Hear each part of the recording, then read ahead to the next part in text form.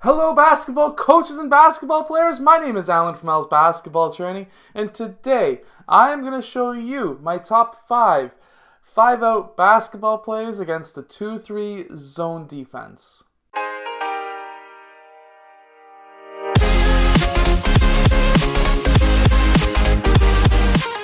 So hello everyone, my name is Alan from Al's Basketball Training. If you're new to this channel, on this channel I show you basketball plays, drills, and skills. So if you like that stuff, hit the like button and subscribe. And oh, by the way, this summer we're going to do some really cool basketball training. So if you like that stuff, of course, subscribe. Anyways, so today I'm going to show you my top 5-out basketball plays against the 2-3 zone defense. Now, why I really personally love to run the 5-out against the 2-3 is because it will really pull the 2-3, the zone itself, up a lot higher, which will allow backdoor cuts along the baseline.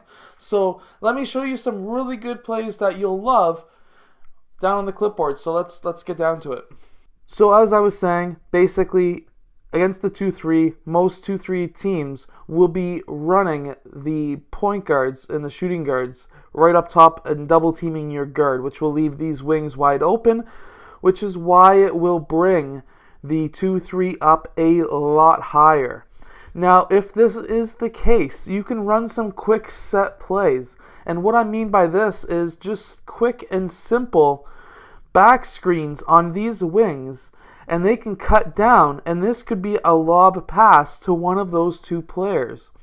If player 5 steps down to guard one of them, there's going to be the other one open. So that is just one very simple, quick set play that you could run if you have your team. And if you explain to your team, if the other team is playing a 2-3 zone, if their zone gets higher, just do a quick, simple backdoor screen, or back screen, or whatever you want to call it, and you will have the baseline wide open for the wings who are up top here.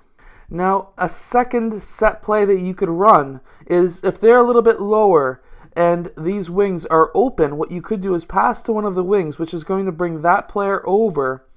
And now what you want to see done is for player 1 to go and screen away and player 2 to screen player 3. This will isolate player 3 and he can't really do anything. So what we're going to do now is have player 4 do a high cut across the free throw line, which is going to bring player 2 down. Player 1 is going to continue that screen here and bring player 2 up, which is going to be an open 3-point shot possibly.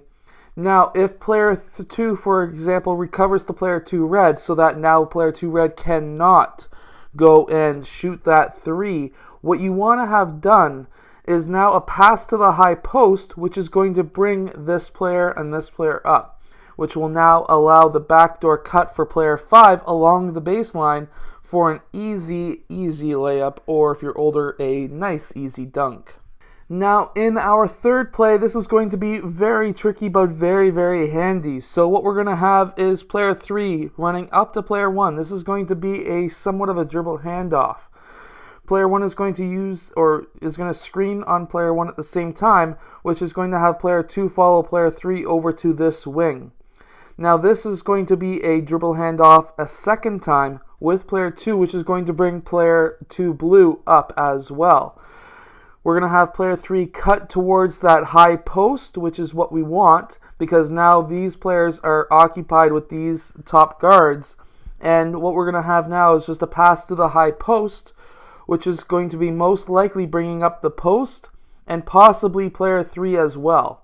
If that happens, or if player 4 is looking this direction, we could have a double cut along the baseline, and your player at the high post would have a decision to pass to player 5 or to player 4 for the easy layup. Now, in our fourth play, what I want to see done is this is more of a set play as well again. So we're going to have player 3 setting a screen on player 5, and player 4 red is going to be screening on player 4 blue. What we're going to have done now is player 2 is going to do a high cut across the free throw line, and player 5 is going to be cutting across the baseline. Now these two players could be open for 3-point shots, but what I want to see done as well, if player 2 gets the ball, that's going to bring player 1 blue over, and player 3 is going to be cutting towards the rim. This could be an easy layup for player 3. If player 1 doesn't get there in time, it could be an open 3-point shot. Or player 2 could pass to player 5. This is going to collapse player 4 as well, possibly, or pop player 4 out. If this pops player 4 out, 5 didn't have a 3-point shot or the open pass to player 3 for the layup, player 4 needs to roll to the high post. Player 3 needs to go to the low post. And we're going to have a high-low game as well for a nice, easy layup or shot. Layup from here or a 3-point shot from here. Now, this is a 5-out that transferred into a stack offense on on the left side, but it could be done on the right side too. It doesn't really matter. Now, in our final play, what I'm going to show you is this 5-out offense if the lower 3 players stay low. So if they see that you are running the baseline multiple times and they don't want to leave their 2-3 zone defense, they're going to be playing, or at least the coach is going to be playing these 3 players a lot closer to the baseline, which now you can really destroy them in that high post and free throw line extended area. And what I mean by this is exactly how I'm going to show you right now. So player 2 is going to set a screen on player 1. One blue is going to use that screen. This could be a 3-point shot, but player 2 blue is going to be rolling towards the basket. Player 1 will fight through, and player 4 is going to be still defending player 3, and player 5 is going to be moving over. Player 3 is going to be covering the key at this point as well. What we want to have done is now player 2 cutting towards the rim, which is going to bring player 5 red down to the post. Now what we're going to have is player 5 doing a high cut to that high post. Again, this is going to be 5-out leading to a stack. And player 1 is going to pass to player 5 who could take that mid-range shot. Or if player 5 red goes up and guards him, we still have player 2 in the low block where he could bounce the ball to him. Now if that brings player 3 over, if player 2 doesn't have a layup because player 3 came over, look who's wide open. Player 4, that whole side is wide open for the pass and layup.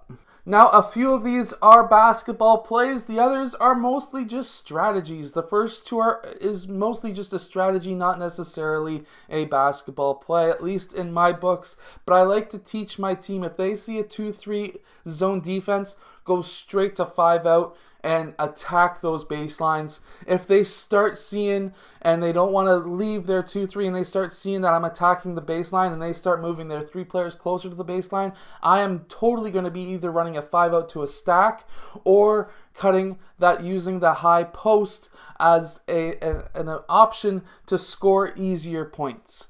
Anyways, I hope that you have enjoyed today's video. If you have, hit that like button and subscribe.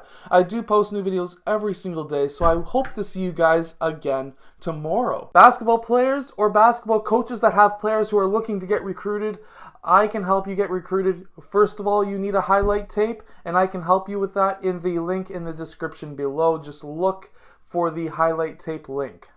Hello, so if you have liked this video, click over here to subscribe, or maybe over here, depending on which side I put it on. I don't know yet. Anyways, also the opposite direction or the opposite side is another video you may like. So I hope to see you again in one of those next videos. Yeah.